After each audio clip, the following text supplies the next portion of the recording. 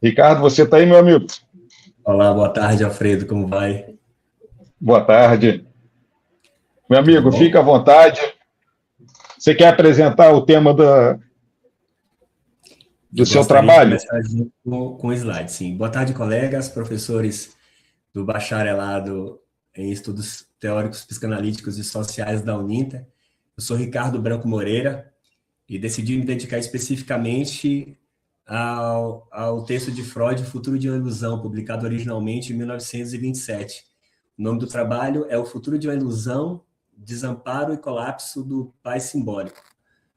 Bom, a proposta desse trabalho é justamente revisitar especificamente esse texto, que faz parte da obra Inibição, Sintoma e Angústia, O Futuro de uma Ilusão e Outros Textos, buscando compreender como os conceitos de desamparo, religião e autoridade continuam presentes na contemporaneidade, especialmente num contexto marcado pelo enfraquecimento das referências simbólicas tradicionais.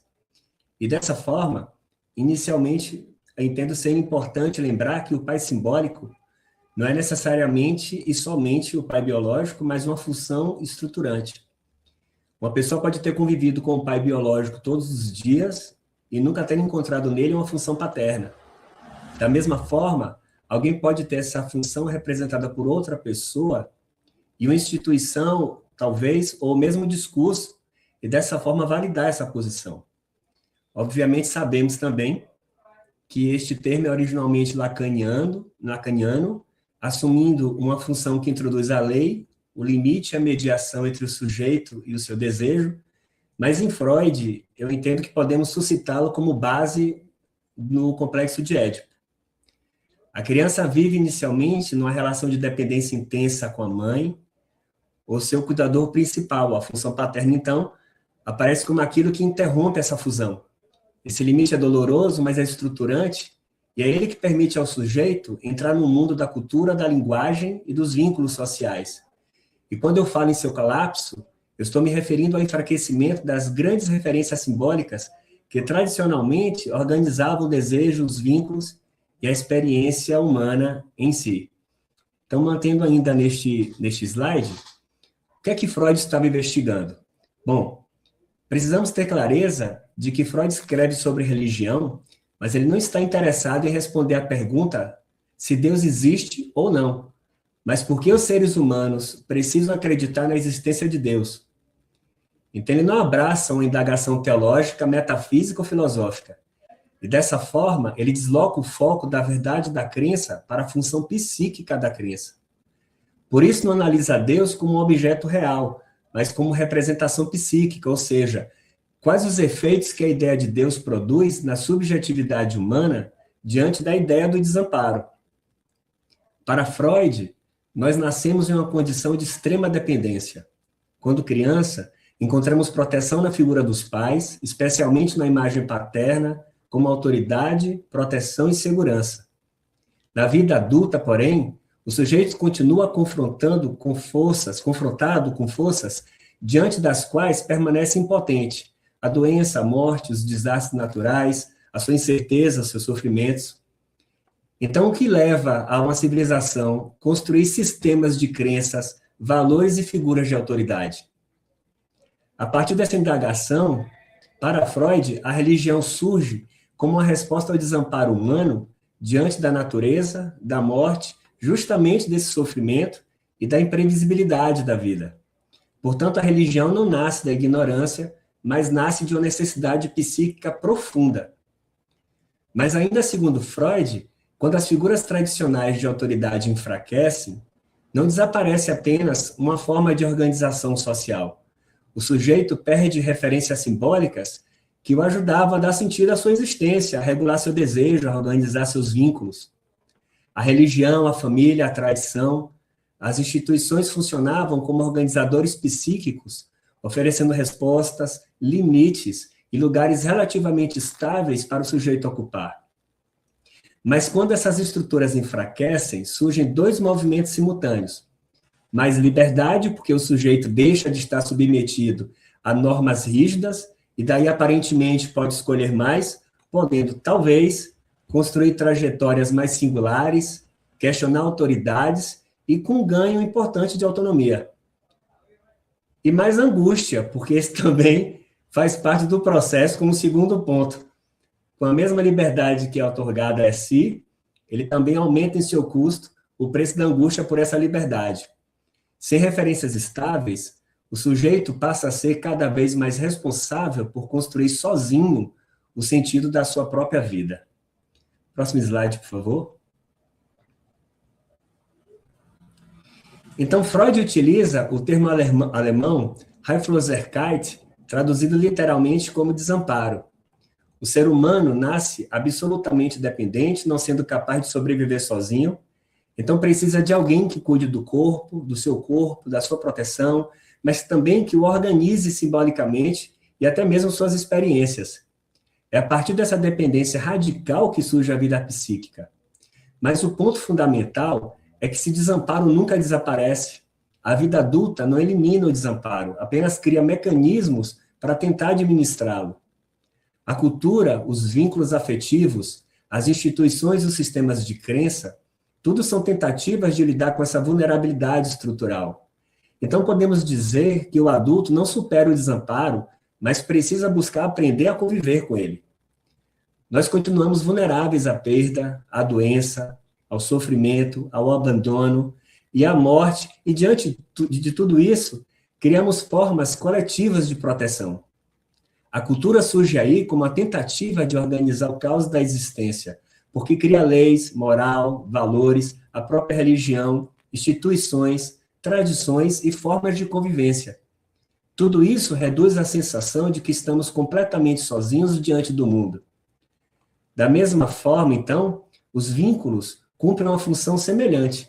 Nossas amizades estabelecidas, nossas relações amorosas, nossa família, os grupos sociais aos quais pertencemos, as comunidades nas quais também fazemos parte, oferecem ao sujeito a experiência de pertencimento e consolidam ou não o olhar do outro sob a perspectiva da nossa validação.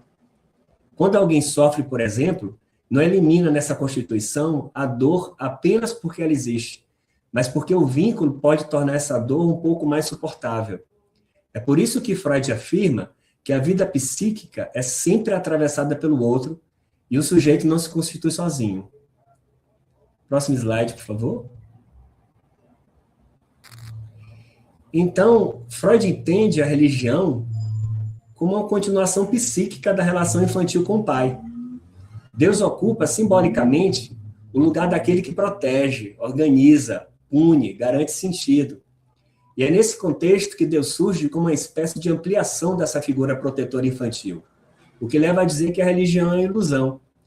E nesse momento em particular, eu gostaria de grifar algo que eu entendo ser fundamental nesse contexto freudiano. Alguns colegas já trouxeram aqui e eu gostaria de enfatizar.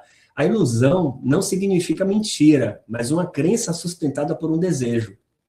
E esse desejo manifesta a ânsia de que exista alguém que cuide de nós, de que nos ofereça alguma ideia de justiça, de que existe uma ordem por trás de todo o caos que vivemos, e de que haja um sentimento para o sofrimento que também nos mantém vivos.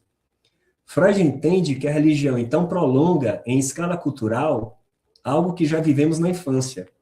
Assim como a criança encontra amparo na figura paterna, o adulto encontra amparo na figura divina. E isso não significa regressão patológica, mas uma solução psíquica para lidar com a vulnerabilidade estrutural da nossa condição humana. Pensando em nossa contemporaneidade, a grande questão aqui é se deixarmos de acreditar em Deus, mas sabemos que o desamparo continua, e vai continuar existindo porque a religião não elimina a angústia. Oferece uma narrativa para suportá-la. E se a religião perde força, outras figuras passam a ocupar esse lugar de função de amparo. Próximo slide, por favor. Então, já que o desamparo permanece, constatamos que o que muda não é a estrutura psíquica, mas os objetos nos quais investimos nossa esperança de proteção. E nesse rol surgem os novos deuses da modernidade, como a ciência, quando identificamos que muitas pessoas depositam nela expectativas semelhantes às que antes eram depositadas na religião. E não porque ciência e religião sejam a mesma coisa, mas porque frequentemente se espera também que a ciência elimine o sofrimento ou prolongue indefinidamente a vida, evite a morte, ou ainda forneça respostas para todas as nossas incertezas, viabilizando a redução do nosso sofrimento. Outro Deus moderno é a tecnologia, porque promete controle, ainda que de maneira fantasiosa. E aqui falamos de algoritmos que monitoram preferências e sistemas que estabelecem padrões voláteis de sociabilidade e pertencimento. Nunca observamos níveis tão elevados de ansiedade quanto a nossa contemporaneidade. Ainda de forma gratuita, alguns especialistas, aqueles que muitas vezes ocupam um lugar semelhante ao antigo sacerdote vinculado às nossas religiões, o alto clero que representava Deus aqui na Terra e ainda hoje representa. O sujeito consulta alguns coaches, aqueles das promessas irreais, consultores de comportamento de estilo midiático, influenciadores, e o que mais inventarmos diante dessas situações, buscando algum apoio. Nós, de fato, colegas, não buscamos apenas conhecimento, mas frequentemente a jornada em busca de garantias. Estamos numa época em que desejamos que algo assegure que vamos ficar bem, e absolutamente nada vai nos garantir isso. Por fim, não menos importante, temos ainda o mercado do desempenho. E aqui está um dos pontos mais fortes para a nossa contemporaneidade. A sociedade atual, a nossa sociedade, deslocou a promessa de salvação para o desempenho. Então, eu gostaria, como os demais colegas, de destacar também nesse cenário Bauman e Byung-Chul Han, dois grandes pensadores contemporâneos, para entender a nossa angústia nessa nossa vida moderna. Enquanto Bauman descreve a fragilidade dos vínculos e a superficialidade do consumo, Han analisa como a pressão interna por produtividade nos leva à exaustão e à autoexploração. O sujeito passa a acreditar que se trabalhar suficiente, consumir corretamente ou desenvolver as habilidades certas, conseguirá eliminar sua vulnerabilidade, mas isso não acontece, a gente sabe disso. Então, se antes a religião prometia a salvação da alma, hoje frequentemente se promete algum tipo de sucesso, de produtividade, de alta performance, uma felicidade até possivelmente permanente e até alguma forma de controle ou autocontrole absoluto. E isto sem negar que a religião tem se mostrado ainda cada vez mais como elemento constitutivo do nosso sujeito, basicamente porque impetra perfis de adaptação sociocomportamental em nossa contemporaneidade, em muitos casos como um plano ideológico de existência que alinha o sucesso terreno à segurança divina, que foi preterido em algum momento. Então, o paradoxo contemporâneo é que nunca tivemos tantos recursos para controlar riscos, prevenir problemas e administrar nossa vida, ao passo que, ao mesmo tempo, nunca observamos tamanho crescimento de ansiedade, da sensação de vazio e da nossa fragilidade narcísica. O desamparo segue estrutural, e hoje com o agravante de que não é somente a angústia pela falta, mas a angústia por não sabermos de fato nem o que estamos desejando. Próximo slide, por favor. Bom, concluindo, colegas, percebe-se que a modernidade não eliminou a necessidade de acreditar, apenas deslocou os objetos da crença. O sujeito continua procurando algo que lhe garanta proteção diante daquilo que Freud identificou como inevitável, a vulnerabilidade da condição humana. Freud nos convida, nesse texto, a reconhecer que o sofrimento não é um defeito da civilização, que o desamparo não é um erro que precisa ser corrigido, mas faz parte da condição humana. Em nossa contemporaneidade, trazendo Freud para o hoje, coisa que eu acho necessária e urgente, há um caminho cada vez mais evidente, que é o deslocamento da ideia de Deus morreu para o algoritmo salva. E talvez o fenômeno mais curioso não seja o eventual risco do desaparecimento da religião enquanto elemento simbólico, mas o retorno justamente da lógica religiosa em nossa contemporaneidade sob novas formas. Isso é bastante preocupante. Então, há uma transferência crescente da confiança subjetiva para sistemas que prometem prever, orientar e reduzir incertezas, mas não menos devemos estar atentos a quais formas hoje a religião retoma seu lugar simbólico de tentativa de amparo. Sabemos que um grande desafio contemporâneo não é encontrar uma nova forma de eliminar a falta, mas desenvolver a capacidade de suportá-la. Nossa psicanálise oferece justamente essa possibilidade, porque não promete garantias absolutas, mas permite, de alguma forma, uma relação mais ética com a incompletude, com o desejo, com a realidade. Freud escreveu em uma época em que o sujeito sofria porque existiam muitas proibições e possibilidades limitadas e ilimitantes. Hoje, em nossa contemporaneidade, nós sofremos porque existem possibilidades demais e não conseguimos nos compreender em meio à efemeridade daquilo que nos passa à vista. A maturidade psíquica talvez não esteja em encontrar um pai que nos proteja para sempre, mas em reconhecer que nenhuma garantia absoluta vai existir, e ainda assim conseguimos continuar existindo e sobrevivendo, e vivendo. Finalizo essa apresentação com uma provocação a todos vocês, colegas. Se o pai simbólico enfraqueceu, se as antigas certezas perderam sua força, e se nenhuma instituição pode nos proteger completamente do sofrimento, o que sustenta o sujeito quando as ilusões deixam de funcionar? Muito obrigado.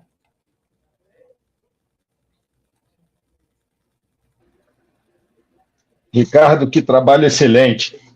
Trabalho honesto, um trabalho científico, onde você aí na sua conclusão Olá, trouxe caro que... Alfredo. Olá, Ricardão. Essa verdade inabalável, né? Essa garantia perfeita de segurança, ela não existe, né? Mas é a capacidade de desenvolver o tolerar dessa vida. A gente precisa sustentar, Alfredo, nossas angústias, nossos atravessamentos, mas saber que ainda assim, mesmo com toda a falta, a gente é capaz de articular através da fala, através da autopercepção, uma imersão mais profunda que nos localize nessa contemporaneidade, diante dessa diversidade, da pluralidade absurda que vivemos hoje, sem sentido. Perfeito, perfeito, Ricardo. Meu amigo, um abraço, muito obrigado. Muito obrigado Vamos a seguir você e aos colegas. com a jornada. E agora o nosso amigo Vinícius Prado, que é Prado do outro Prado, ou é Prado sem ser do outro Prado? Fala comigo, Vinícius. Boa tarde.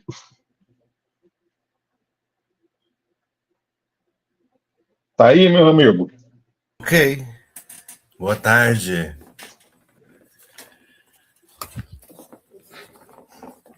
Tudo bem, Alfredo? Eu fiquei curioso, Vinícius. É Prado do outro Prado, assim, tem um grau de parentesco?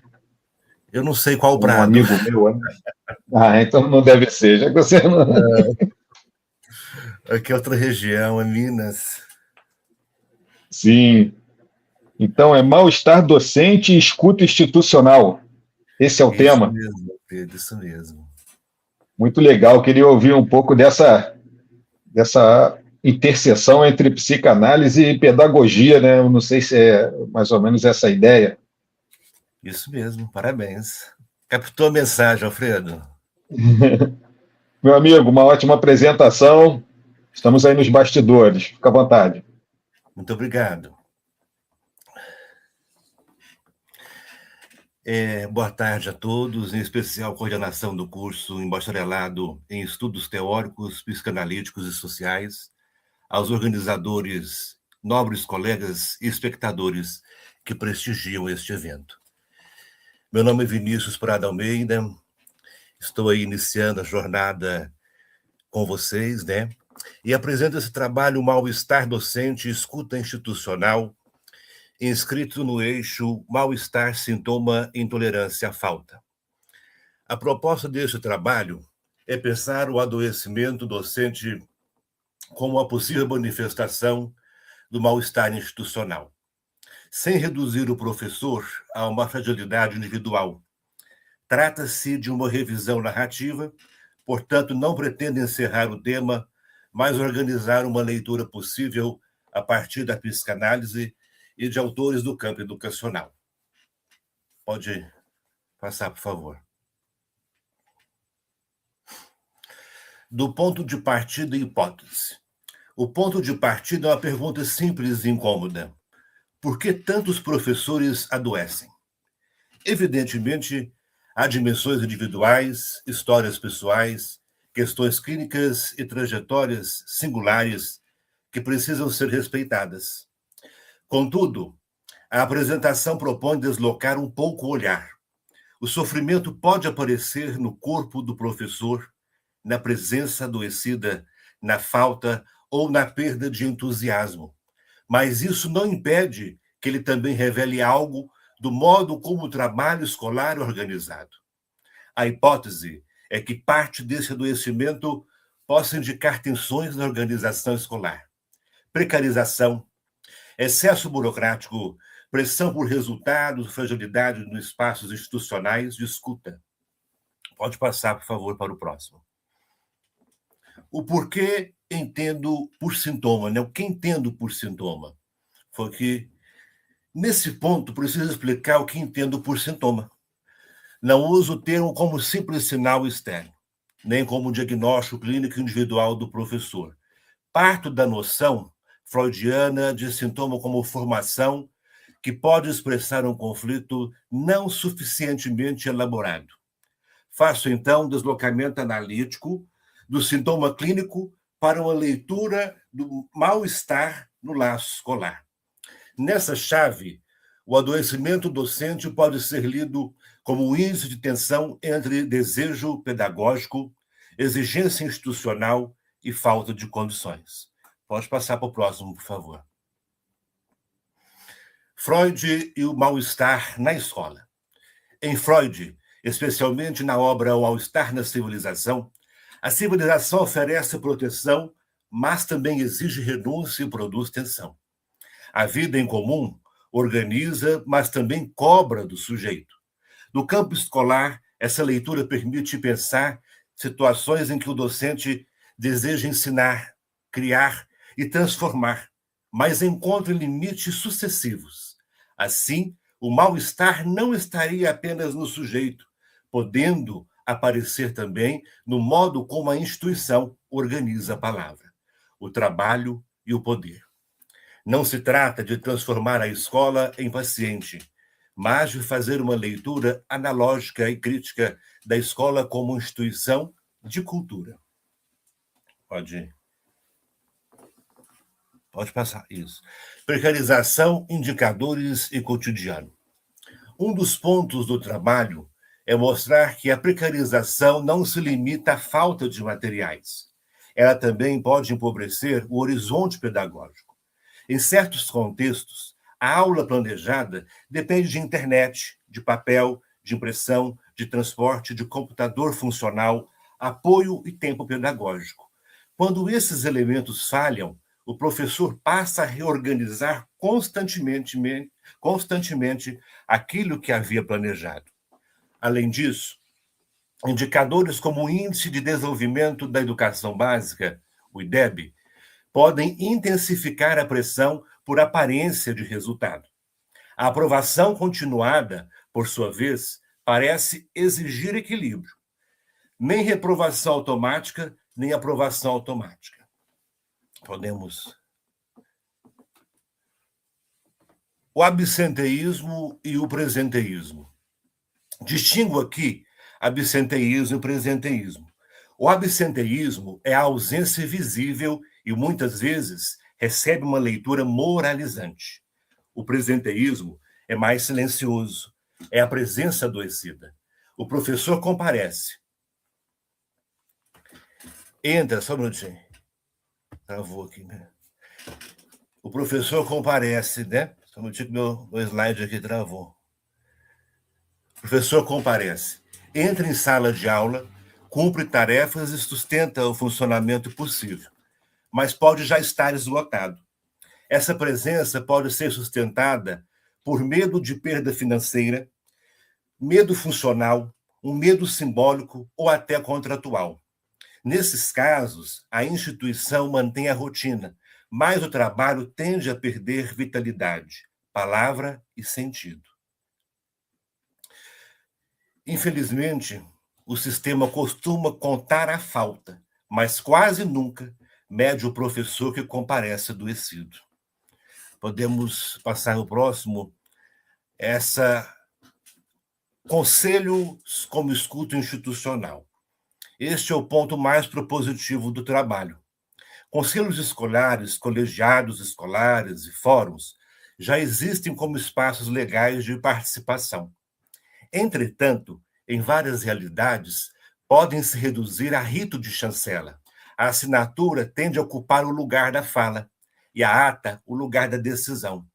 Quando funcionam de fato, porém, esses espaços podem retirar a queixa do corredor, de sala dos professores ou do adoecimento do corpo e transformá-la em escuta, registro e encaminhamento. Então, o local da escuta do professor, ele já existe. E muitas vezes ele é apenas burocrático. Assina essa ata que já está pronta, essa prestação de contas que está pronta, a nota já está definida, a meta está preparada, não é dialogal, não é construído. E esse órgão é apenas um depósito, e não é um lugar de fala. Então, trabalhar os conselhos já existentes não é criar algo novo. Então, não é aumentar a burocracia, é devolver vida institucional ao que já existe. Pode passar para o próximo, por favor. Por que CNV, mediação e até Keyprenes, né, que eu citei na bibliografia, né? Porque já está consolidado institucionalmente, né? E não cabe aí abrir uma briga, até lá, uma vitória, né, uma derrota. Então, assim, não sei como será o futuro. Então, a proposição é usar esses conselhos, né, no limite aí, uma distinção importante, que a comunicação não violenta, a mediação e as práticas restaurativas não são tomadas aqui como psicanálise. Tá? Não se trata de identificar assim. Psicanálise e humanismo rogeriano como se fosse a mesma matriz teórica. A psicanálise oferece a chave de leitura do mal-estar e do sintoma que eu trouxe nessa leitura. Já a comunicação não violenta, a mediação e os processos restaurativos circulares aparecem como caminhos institucionais, porque até eu tive contato através de um curso pela Secretaria Municipal de Educação, quando fui gestor, né? Então, já está estabelecido, né? Eles organizam a escuta de palavra, o encaminhamento do conflito, e em Keyprenes, né, os processos circulares ajudam a reorganizar a palavra, o tempo de escuta, a responsabilização e o vínculo, né, dando segurança para aquele ambiente de fala. A escuta institucional não promete harmonia total. Ela sustenta a fala para que o conflito não retorne apenas como silêncio e adoecimento. Pode passar, por favor, para o próximo. E para concluir, o trabalho sugere que o adoecimento docente pode ser lido como sintoma de uma escola que precisa recuperar sua capacidade de escuta. Isso não significa negar a clínica. A clínica preserva seu próprio lugar. O que se propõe é que a escola responda, na medida do possível, que parte pela parte institucional do sofrimento que produz ou silencia. Onde hoje há silêncio, assinatura e cansaço, pode haver um dia palavra, mediação e corresponsabilidade. Obrigado a todos. É um prazer participar deste evento.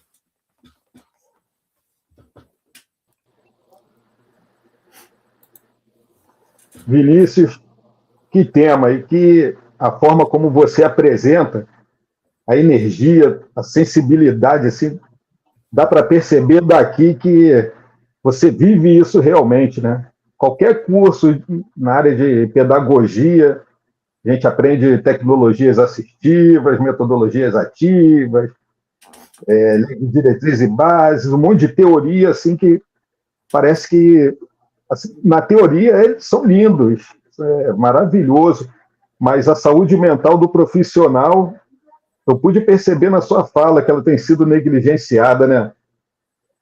E obrigado por trazer esse tema, meu amigo. Nós temos na comissão científica, alunos, professores, todos acho que compartilham um pouco dessa sua ideia. Muito obrigado. Eu agradeço. Vamos lá. Vinícius, show de bola. Obrigadão.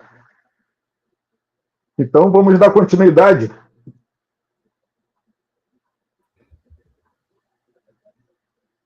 Boa tarde. Gente, eu mexo aqui, parece que vai sair da transmissão. Luciana, Boa tarde, você ficou. Alfredo. Viu? Olha, tem que fechar com chave de ouro. Meu Deus, que responsabilidade, hein? É contigo então, minha querida. Tudo bem. Boa tarde a todos que estão aqui conosco na 4ª jornada de psicanálise. Eu não estou... Agora sim.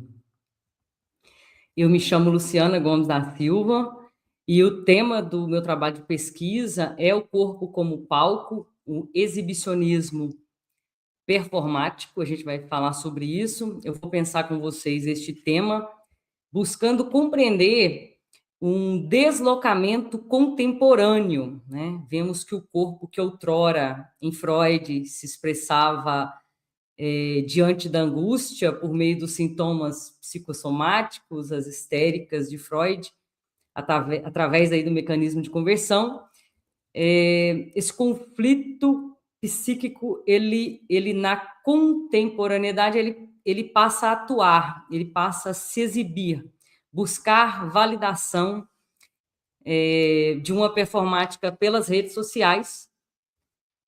E nosso segundo slide vai falar da música de Caetano Veloso, e tem um trechinho dessa música, Sampa, que diz: Narciso acha feio o que não é espelho. Vou colocar o foco aqui em Narciso, feio e espelho, por enquanto. Narciso,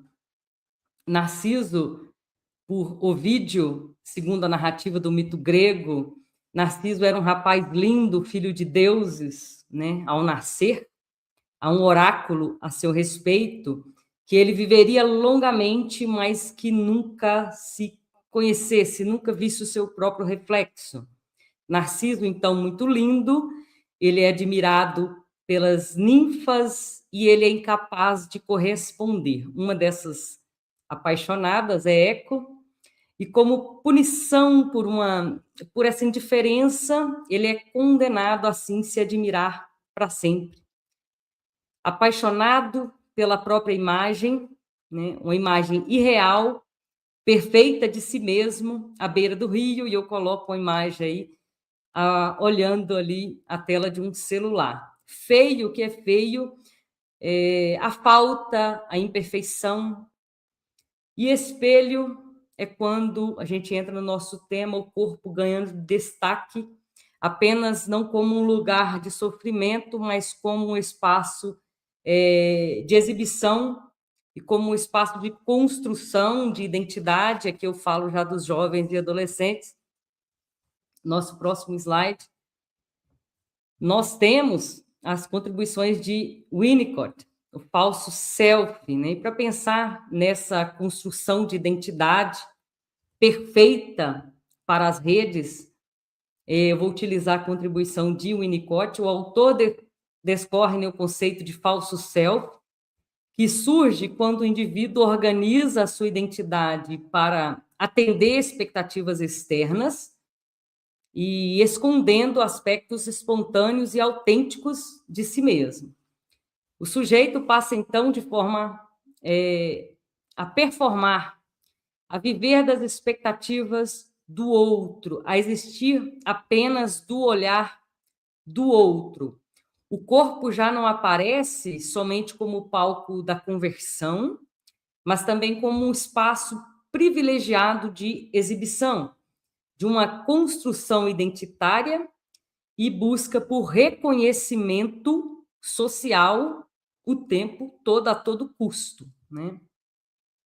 Eu vou me construir para agradar aos seguidores das redes sociais. E o nosso próximo slide, o que eu vou fazer um trocadilho aqui interessante, que é o falso selfie.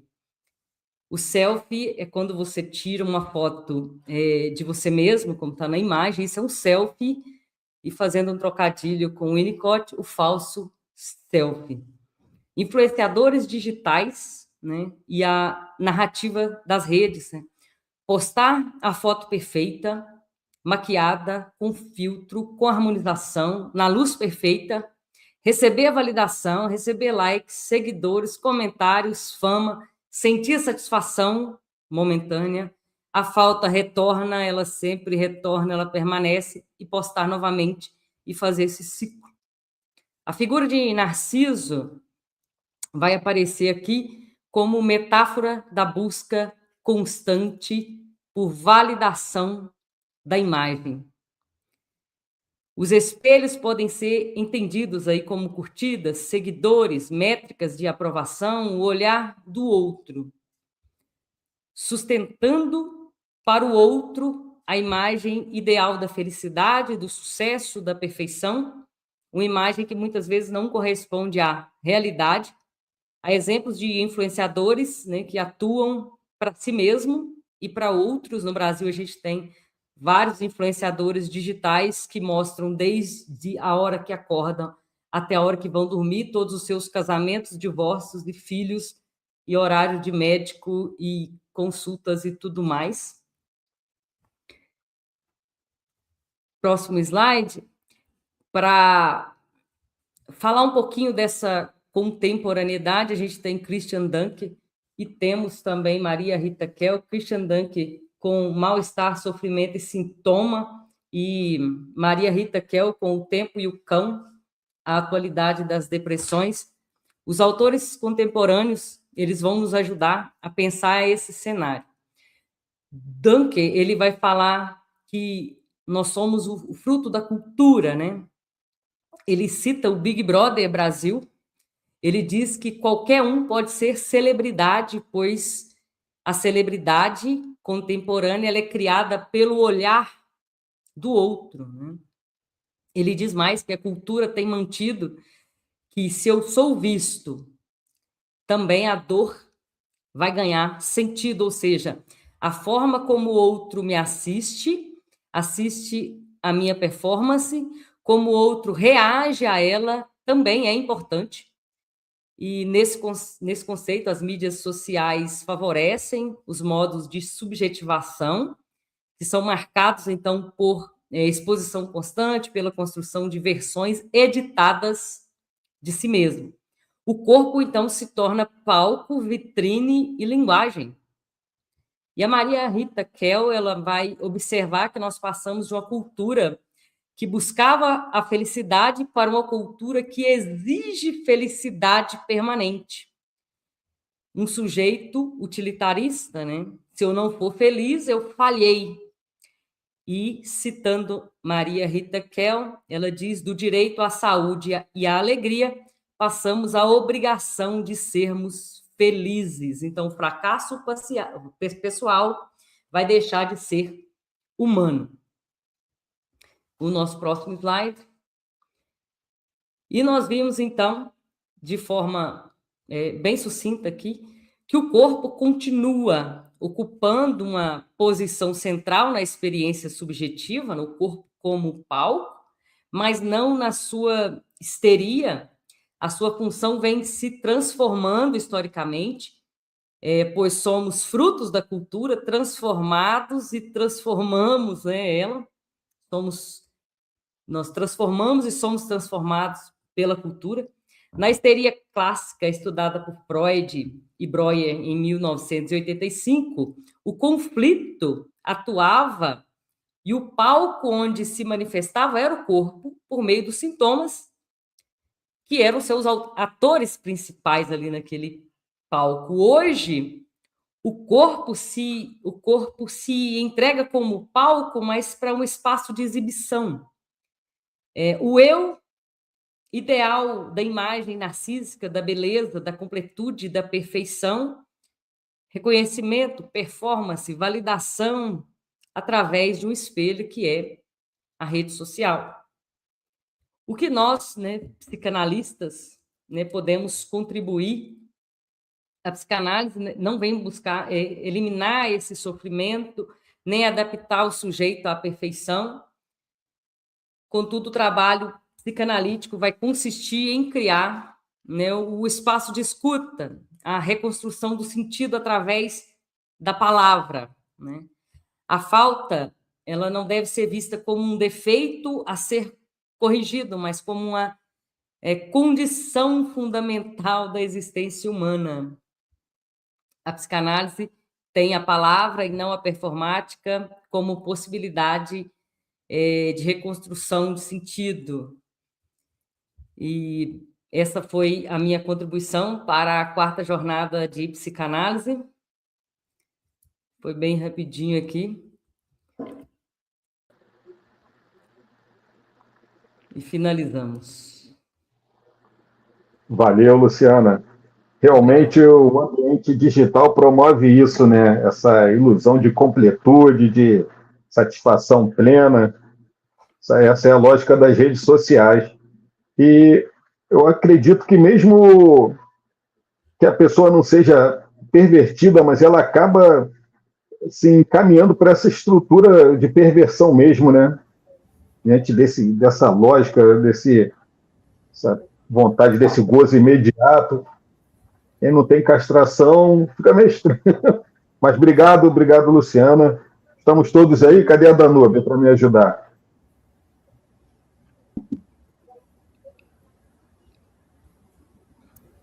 Estou aqui falando e o áudio fechado. Gente, que maravilha de trabalhos apresentados. Nossa, que felicidade estar aqui com vocês. Nós temos algumas perguntinhas aqui do chat, né, que o pessoal mandou. Tá todo mundo aqui elogiando muito aqui no chat, aqui no YouTube, vocês. Essa terceira mesa arrasou também na apresentação dos trabalhos, os temas, os slides, assim como a primeira e a segunda mesa. Então, vamos começar com as perguntas.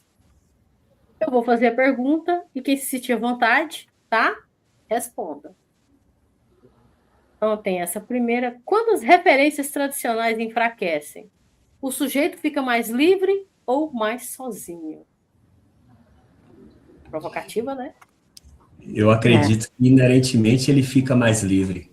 Primeiro, porque ele acaba saindo das normas e dos padrões que foram estabelecidos e dá uma falsa sensação de liberdade de fato. Em algum momento, ele vai precisar se reconectar, e como ele não consegue, dentro de sua falta, se suprir, ele também vai se sentir sozinho. Então, é um morde-a-sopra, ao meu ver. Eu falando através da minha pesquisa, né, que tem a ver com a questão dos papéis de gênero, a gente está vendo um momento onde é necessário que algumas coisas enfraqueçam para que mortes, por exemplo, sejam evitadas, né? Então, não há liberdade apenas de um grupo. Então, quando a gente fala de estar sozinho, aquele grupo que sofre com as referências tradicionais está mais sozinho em função dessas referências tradicionais, né? Então, uma pergunta que daria uma tese de mestrado e doutorado, né, gente? E dá para levar para qualquer âmbito, mas eu acredito, né, respondendo mais diretamente, que a liberdade ela é solitária e existe uma necessidade de uma certa solidão, porque a subjetividade ela precisa ser sustentada, né, revista, para a gente sair de uma alienação completa, que inclusive as referências tradicionais nos colocaram, né? E aí, talvez, devolver a pergunta para o Miranda aqui, né, e para os demais colegas, o que são referências tradicionais, né? Eu estou tomando por pressuposto que, no meu caso, da minha pesquisa, são os papéis de gênero anteriores, né, dos nossos ancestrais que ainda nos atravessam e tal, e que estão sendo muito questionados. Mas o que seriam essas referências tradicionais? Do quê? E eu acho que em cada âmbito vai ter diferentes respostas para essa pergunta, mas, no geral, a própria liberdade, eu acredito que prevê uma certa solidão, porque a gente precisa se haver com o que é mais nosso do que do outro, né?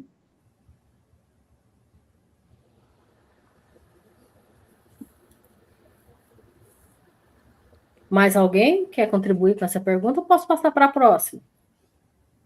Vamos para a próxima. E do Miranda. O Miranda está com tudo hoje. Muito bom, Miranda. Estou gostando. Se a religião é uma resposta ao desamparo, seria possível pensar que outras instituições contemporâneas passaram a ocupar parcialmente essa mesma função? Quem vai nessa?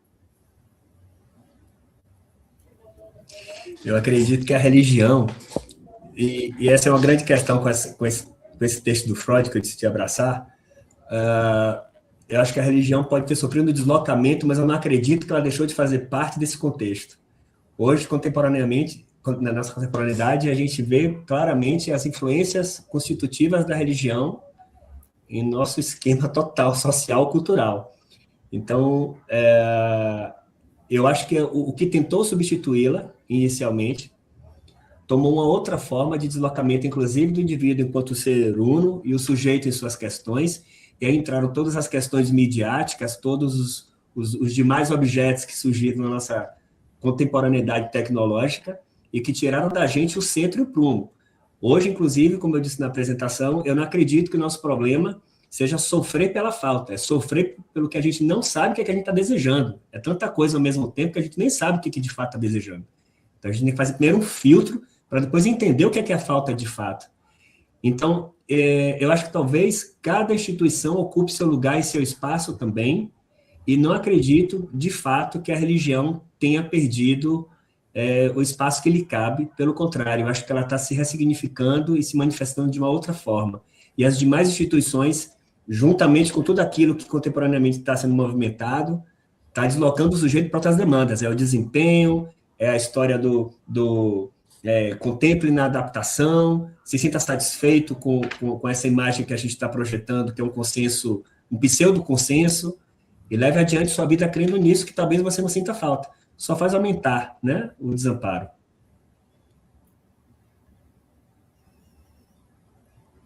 Mais alguém quer colaborar? Gente, eu acho que está passando um carro de som aqui. Vai fazer um barulho danado. Vamos passar para a próxima pergunta, então.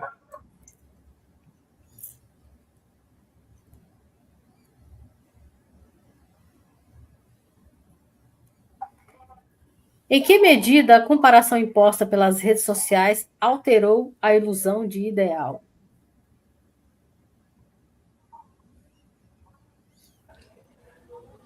Eu vou de novo, então. Vai, colega. Essa questão da comparação social, né? Como eu estava falando, o meu trabalho foi por uma experiência de desamparo mesmo que eu passei quando eu entrei na menopausa. Eu entrei numa menopausa precoce, assim, já há alguns anos, e me vi totalmente desamparada. Tudo mudando, o corpo, para que eu sirvo agora, né? Já que eu não sou mais reprodutora, muitas questões, né? Estou envelhecendo e fui para psiquiatra, né? Fui ser medicada, com vários transtornos, e não estava entendendo aquilo que eu estava passando, que é uma coisa muito repentina, né? Inclusive, eu acho que toda mulher, assim, tem que estar atenta, né? Esse período que a gente passa da menopausa. E eu senti muita pressão por causa dessa comparação mesmo imposta aí pelas redes sociais. Muita pressão, porque eu me vi desamparada, sentindo né, uma falta, e vendo muitas mudanças, e a rede social apresentando só gente feliz, só gente linda, os corpos perfeitos, né? Então, foi bastante complicado. Então, a análise é que me devolveu essa autoestima, né? Eu não sou um corpo, eu não sou só beleza, né? Tem a beleza em envelhecer. Eu sou mais do que tudo isso que eu, né? Um corpo e e fui resgatar mesmo a minha subjetividade lá, né? Que eu sou muito mais. Então, essa comparação realmente foi bem complicado nessa época para mim. E a psicanálise realmente me deu um rumo, me atravessou, né? Gostaria só de complementar aqui que esse ponto que a colega traz, ele conversa muito com os temas que eu pesquiso, que tem a ver com as questões de gênero, né? Inclusive, o meu trabalho de conclusão, ele está sendo sobre o trauma do silenciamento, e a gente percebe que existe um silenciamento muito grande de temáticas que não trazem, de maneira geral, lucro para grandes corporações.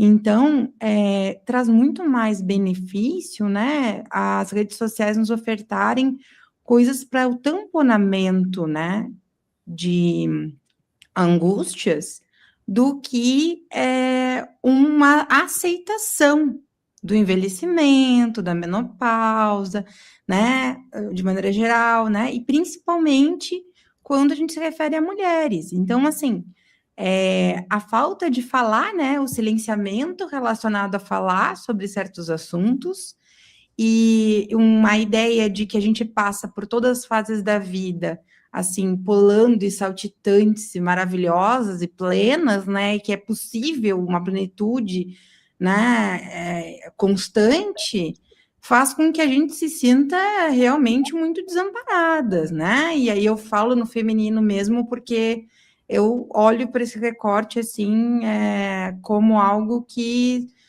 tá aí, né, é fato, né, que existe uma pressão muito grande para que a mulher não envelheça, né, em todos os sentidos. Dando um relato breve pessoal meu, eu fui na dermatologista há um tempo atrás, porque eu queria indicação de cremes hidratantes, exclusivamente isso. Ela começou a colocar uma lupa e botar, assim, os dedos na minha testa, na minha bochecha, assim, e começou, tu tem indicação de botox aqui, tu tem indicação de botox aqui, tu tem indicação de botox aqui. E eu me senti extremamente desconfortável e invadida com isso, né? E eu falei que eu não queria, mas quantas mulheres não conseguem, então, falar, não quero, não gosto, não gostaria, né? Porque sentem uma pressão, e essa pressão vem muito dessa comparação, né? Então, é bem interessante também a pergunta, né, da colega, da Francilene, né? Porque eu também digo, gente, a pergunta vocês fazem, começa a abrir várias caixinhas aqui de possíveis pesquisas que a gente poderia vir a fazer, né? Muito bom. Ricardo, eu acho que você Eu contribuiu um gostaria pouquinho, né? só de complementar, mas talvez eu divida um bocadinho dessa perspectiva. Eu não acho que as redes sociais criaram ou criam a ilusão do ideal, não. Sinceramente, eu penso que ela sempre existiu. Talvez o que elas fizeram foi transformar em uma experiência permanente e massificada. E aí, se antes o ideal era representado por figuras mais restritas, né? O pai, o herói, o santo, etc. e tal, hoje a gente é exposto a cada minuto aos ideais de milhares de pessoas. Então, isso intensifica a comparação, a sensação de suficiência, a busca incessante pela validação, pelo reconhecimento. Então, acho que talvez o ideal deixou de ser apenas uma referência simbólica e passou a funcionar como uma vitrine infinita de vidas supostamente perfeitas. Sim. A pergunta anterior foi em que medida, né? Eu acho que foi isso, em que medida? Medida hoje é somada mundialmente, né? Hoje a gente consegue acompanhar a vida das Kardashians ao vivo, né? Então você nem sabe, ela nem tem noção do que você está lá esperando e olhando qual creme, né, que a Larissa trouxe, qual creme que ela está usando que eu quero usar também. Lembrando que ela está nos Estados Unidos e eu estou aqui no interior de Minas Gerais e quero usar o mesmo creme. É isso que o Ricardo trouxe. Sempre existiu, sempre vai existir a comparação e essa angústia. Só que isso, como fruto da cultura, né, como fruto dessa cultura midiática que está ali só para vender mesmo, isso se intensifica. Isso que eu trouxe para pensar é que está como um sintoma mesmo hoje da sociedade. A sociedade se apropriou disso, né? Eu quero chorar, eu vou para as redes. Às vezes as pessoas colocam luto e você não sabe nem quem morreu. Quem morreu. Então é isso. Eu tenho uma pergunta aqui que eu acho que essa vai direto para o Vinícius. E, Vinícius, adorei a sua apresentação, principalmente nessa representatividade, né, com os nossos mestres, porque sem os professores nós não estaremos aqui. Desde a educação básica, né, até a graduação, pós-graduação, mestrado, doutorado. Sem eles, nós não estaríamos aqui. Eu vou colocar ela aqui agora. E eu trabalho em escola e eu sei como é isso. Quando muitos professores adoecem, talvez a pergunta não seja apenas o que está acontecendo com eles, mas também o que está acontecendo com a instituição. É o trabalho. Essa pergunta contempla o trabalho na totalidade, né? É inverter a lógica. Certa vez, eu participei de um congresso e aí um psicólogo muito famoso foi contratado para abrir o congresso. E aí, como a secretária que havia, ela tinha pressionado ele a falar sobre o absenteísmo, né? E, menino, aquele homem falou que a mãe dele era professora e ele finalizou assim, acabando com a categoria, de uma forma que me surpreendeu. Ele falou que quem não tivesse satisfeito com o salário perdisse as contas e fosse embora, porque ele também era professor. E aí, como eu era membro de uma equipe da secretaria, eu soube que esse professor deu essa palestra de 1h30, cobrando um cachê de R$40 mil. Então, eu acho que as pessoas hoje falam da sala de aula com uma distância muito larga. Eu fui professor há 20 anos, há 30 anos atrás, mas a realidade ela mudou muito. Realmente, hoje, nas palestras, nas apresentações da manhã, Zygmunt Bauman foi contemplado, né? E eu esqueci de incluí-lo no meu trabalho. Realmente, a modernidade líquida é também responsável por esse adoecimento, pelo valor da escola. A escola está buscando o seu valor hoje. Ela sabe que não é o conhecimento, porque o aluno hoje, quando ele quer testar o professor, ele pesquisa a aula antes e faz perguntas bem difíceis. E aí o professor novato é testado ao extremo, entendeu? E aí cria uma tensão naquele ambiente escolar. Então, assim, tá desgastante. Então, ele não sabe mais o fruto. Prova é o ensino médio, né? O ensino médio, em menos de 10 anos, já teve 3 reformas. Então, nós estamos vivendo aí um aumento, né? Eu falo que esse artigo foi uma projeção, então, uma projeção inicial, né? Então, nada está acabado. E, realmente, o que está acontecendo com a instituição? É a pergunta que a escola se faz. É a pergunta que a família, né? O que é família, né? Os conceitos tradicionais. Não dá para a gente mais manter essa estrutura, né? A modernidade ela é líquida, igual foi falado da sexualidade pela colega, eu adorei.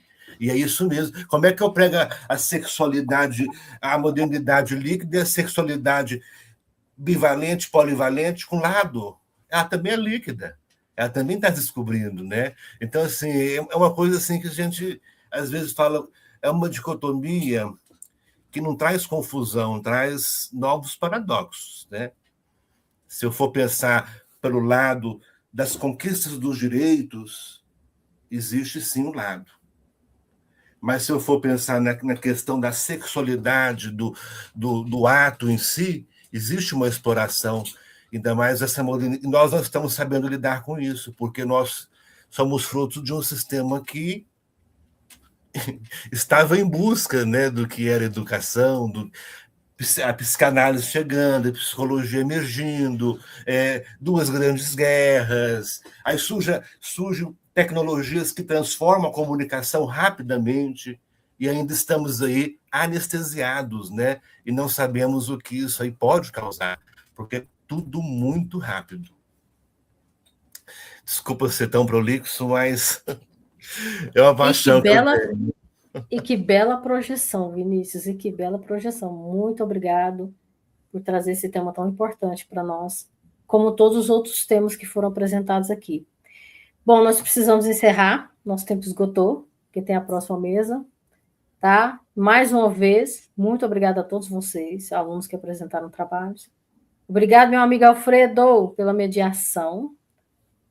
Tá bom? Agora eu vou descer vocês e eu preciso dar um recadinho aqui pro pessoal. Valeu, gente.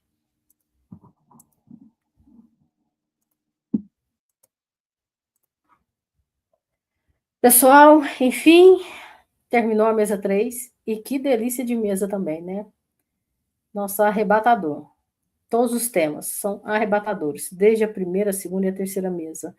Então, quero comunicar a vocês que nós vamos ter um breve intervalo de 15 minutos, assim como foi no período da manhã, tá? Não saiam, permaneçam aqui com a gente, que tem mais, tá bom? Até daqui a pouco.